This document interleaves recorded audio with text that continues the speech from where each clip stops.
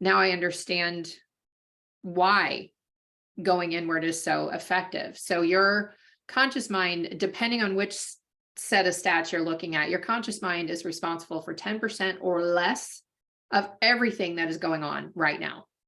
And the only problem with that is we tend to think that what we're aware of is the full truth. That's it. Oh, I'm right.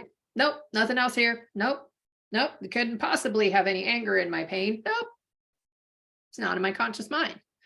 So when you get into a system, and my favorite way of accessing it is Cognomovement with this ball, that's where you start to get answers. You start to move the energy in the body. You start to get back into the memories. You're connected directly to your subconscious mind. And then you realize, oh, this thing was a part of it as well.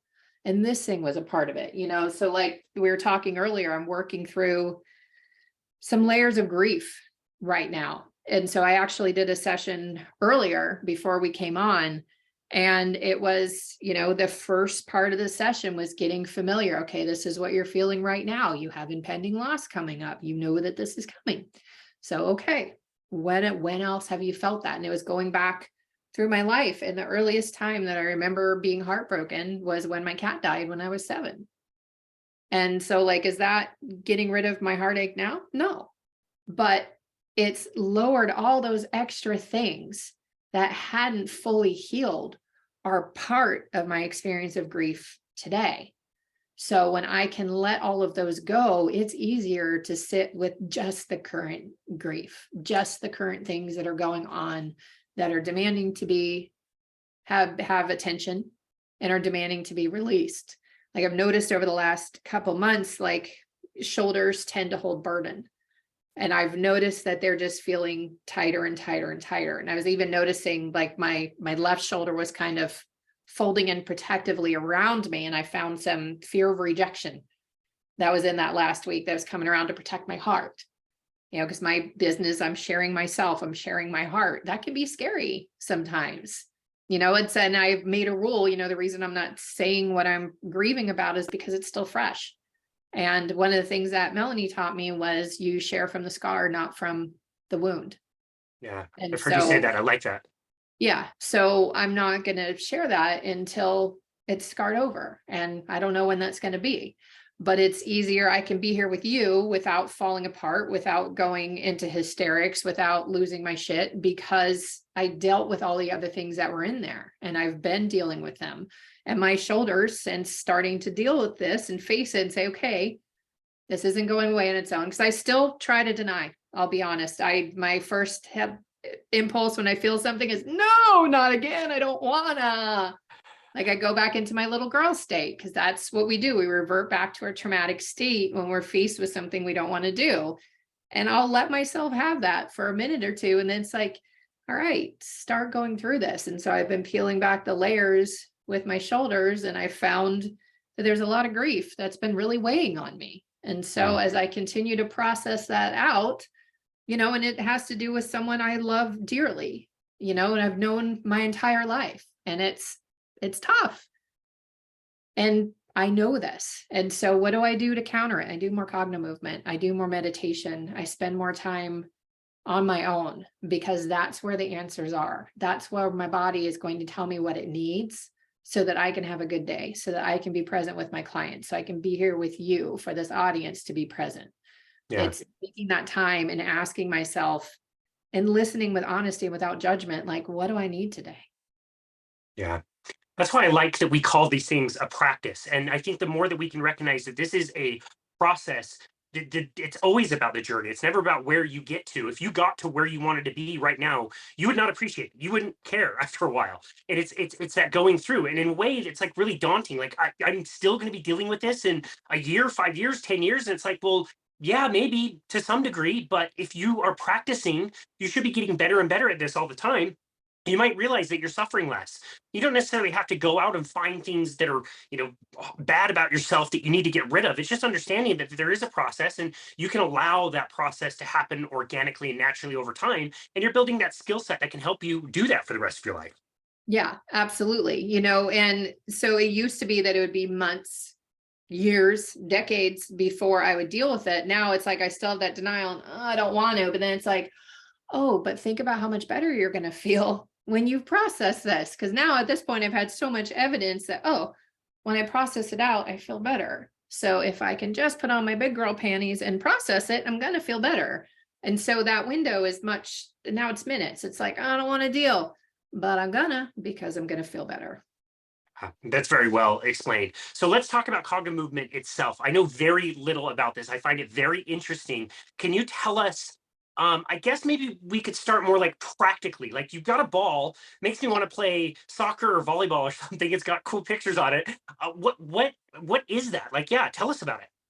All right. So this, in short, it is a way to access the subconscious mind through a feeling in the physical body. So the premise is that your body is expressing for you the emotion that your brain does not want to or can't. Especially if it's trauma, there's a lot of things in there that you got to be really careful before you start to dive your toe in there. And talking about it, staying in the thought, is why talk therapy doesn't work for helping people get out of trauma. Something like EMDR, eye movement desensitization, reprogramming, there's some of that element in Cognomovement. That's going to help because you're, again, going into the subconscious mind and the memories. So with Cognomovement specifically, the first thing we do is we feel it in the body. And you want to get really familiar with, and I say it on episodes a lot, like I released an episode this week about judgment. And it's like, all right, you guys know what I'm going to do. I want you to focus on your body and feel it. And, you know, and you can do this with me now, Casey. If you look down at your body, you can just start to scan and just think about, you know, what are some of the things that are on your mind right now? And it'll come together and you'll be able to identify that I feel some emotion somewhere in my body. So am I feeling physically like sensations of like sitting on the ground, or am I feeling more like thoughts and emotions that are coming to me? You want to feel thoughts and emotions coming to you. So the more that you're present with your physical body, like great that you're aware you can feel yourself sitting on the ground, you usually feel it along the center line. So let's say, like, is there anything that you're stressed about or maybe anxious about or thinking about right now? Always. Yeah, I've got a busy day and I've got clients around the valley that I have to travel around to today. Okay, got to travel around to clients in the valley today. Okay, feel that pressure or whatever it is you call it. I don't want to put words in your mouth, but feel that you got a busy day today. You have a lot of things that you have to do. Where do you feel that in your body? Chest. Chest. Okay. So then you start to describe it. Does it feel heavy or light, this feeling? Heavy. You got so much to do. Heavy. Is it dull or sharp? Dull. Dull. Okay. So if this was a problem state you wanted to clear out, I would have you stay in that. We start to move the ball back and forth. So we're actually doing some crossbody. And this is doing all kinds of cool stuff. So the ball actually, let me start with the design. The ball is actually designed for anybody watching this, not listening. If you're listening, it's going to be hard to see it. So these are actually chakras that are on the ball, but we call them complex geometric shapes, depending on the setting. So if we're going into a Catholic school, for instance, they don't really talk about chakra systems there. These are going to be complex geometric shapes and the bright colors. So the left side likes the shapes and the colors of your brain.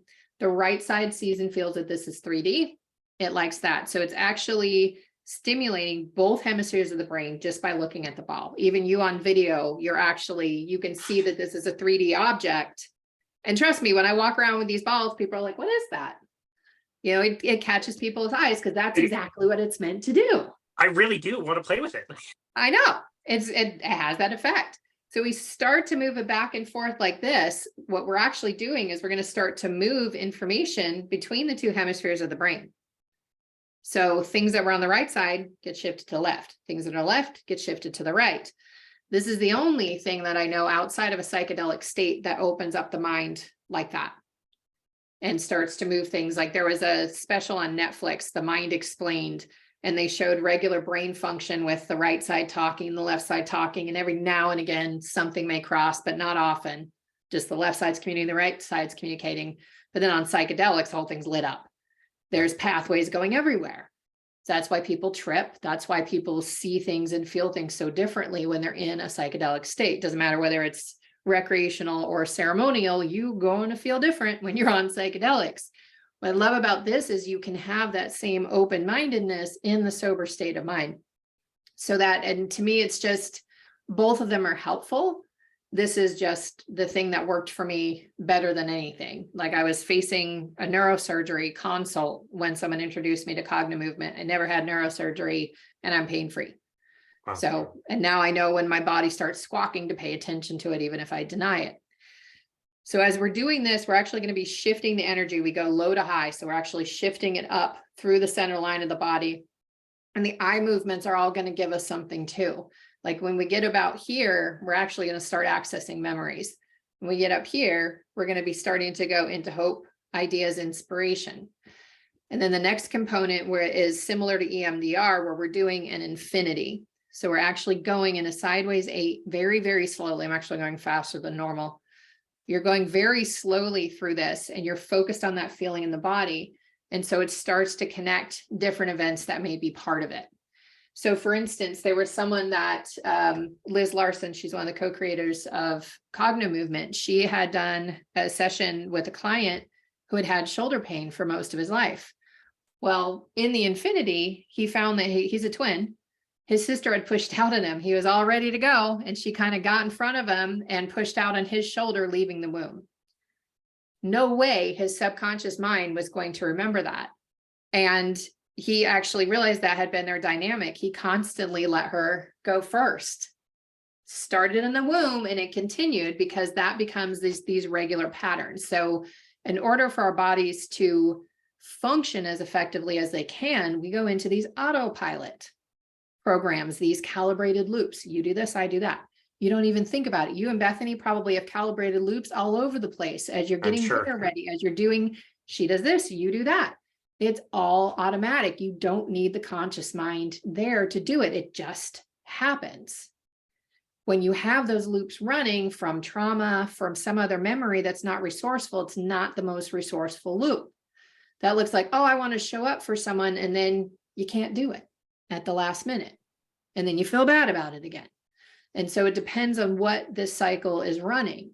And so the way that I have started to, not started, but the way that I like to explain it to my clients is I look through this thing that I call the 4 areas of impact. And it's just a way to dissect life to make it easier to figure out what patterns may be running, where you are, where you may need more help. And so the areas are verbal, emotional, mental, physical. Verbal, what are the words coming out of your mouth?